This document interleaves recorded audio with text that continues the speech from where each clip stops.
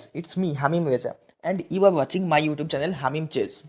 In the previous some videos I have made some videos on the Tennyson gambit where you can capture your opponent's queen in the beginning or you can make your opponent fall in danger, a serious condition. Okay, so this video will also be on Tennyson gambit, but here we will focus on if your opponent just does not save his pawn, then what to do. Okay, so without wasting time, let's start the video.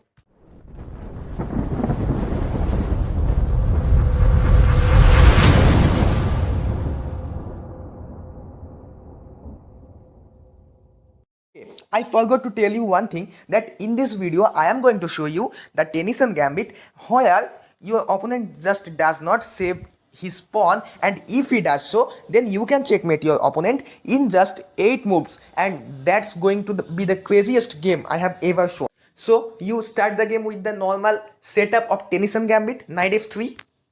Your opponent replies with d5. You play e4. Your opponent takes the pawn. You save the knight, and not only save the knight but also attack the pawn. Okay, now your opponent just thinks that he has already a pawn up, so what if he sacrifices a pawn? There is no matter, so he just occupies the center following the principles of chess. He plays e5, and now you happily capture the pawn and equalize the materials. And now your opponent can play f5 just to scare the knight. Okay, so here we are going to shock our opponent, and that is we are not going to save our knight. What we are going to is going to shock our opponent, and the move is we just develop our pieces. Knight c6, sorry, knight c3.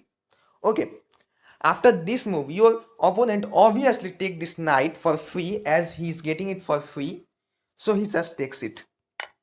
Okay, after he takes, we are not going to take this pawn with our knight. We are just going to make a fascinating move which will shock you. Okay, let me give you 5 seconds.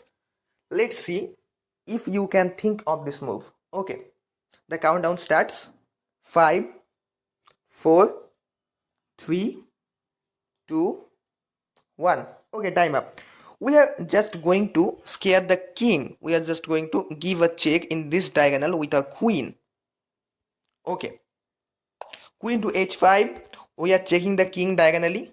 Here, if the king tries to move, then he will lose the right of castling. So the best option will be not to move. So what can he do? He just defend the check with the pawn. Pawn to g6. And now you can happily capture this pawn and not only check the king but also attack this rook. So that's a plus point for you. You just capture the pawn and give a check on king.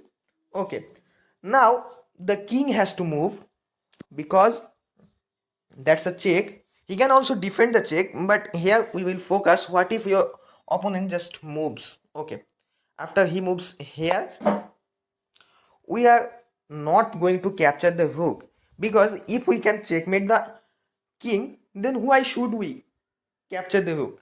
Okay, here if you see, in one move we can just checkmate our opponent, and that is very fascinating move. Can you find this move? Okay, the move is bishop move.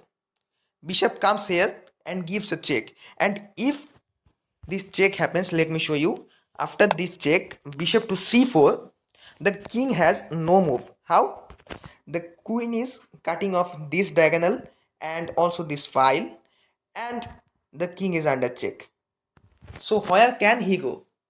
The king has no move, and it's a checkmate. It's a beautiful checkmate in just 8 moves. That was the another variation of the Tennyson gambit, and this was the Tennyson gambit part 5. Okay, in the next video we will focus on if anyone tries to make you fall in the Tennyson gambit. That means if your opponent starts the game with the Tennyson gambit, then what to do. Okay, So let's finish here. And if anyone of you are new in my video and haven't subscribed to my channel yet, then subscribe to my channel. If you like the video, then press on the like button below. And if you have any suggestions about my videos and channel, then you can comment me in the comment box. Share it with your friends so that your friends can learn something about chess. Okay, this was the video. Thanks for watching. Goodbye.